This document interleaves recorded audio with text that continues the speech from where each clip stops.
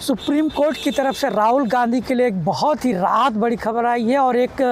तरीके से उनके लिए एक जीत की तरह, जहां पर उनके 2 साल की सज़ा जो गुजरात हाई कोर्ट और सूरत हाई कोर्ट ने सुनाया था उस पर रोक लगा दी गई है। और जो सांसदी अब तक राहुल गांधी की चली गई थी वो सांसदी अब बहाल हो गई। तो एक लड़ाई जो लगातार मोदी सरनेम को लेकर राहुल गांधी लड़ रहे थे, जो Surat high court, Gujarat high court से उनको सज़ा दी गई थी, उस पर सुप्रीम कोर्ट ने रोक लगाया। और उसके साथ ही साथ उसने ये भी कहा कि ये कोई इतना बड़ा अपराध नहीं था कि जिसके लिए अधिकतम 2 साल की सज़ा दी जाती, उससे कम भी सज़ा दी जा सकती थी। लेकिन राहुल गांधी को भी एक हिदायत दिया गया कि आप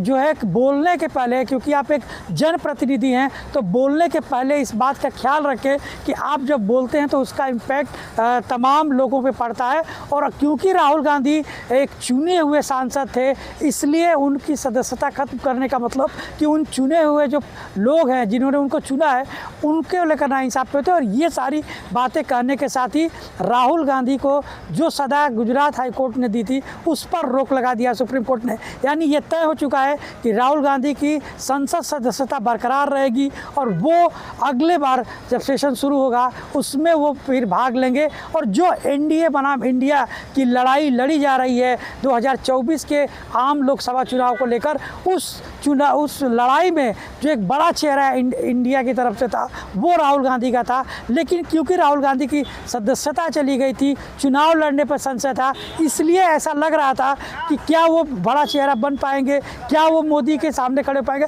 लेकिन अब उन सारी बातों पर एक तरीके से पूर्ण विराम लगा दिया है सुप्रीम कोर्ट ने। और ये अब तय हो चुका है कि जो लड़ाई एनडीए बनाम इंडिया की लड़ी जाएगी 2024 के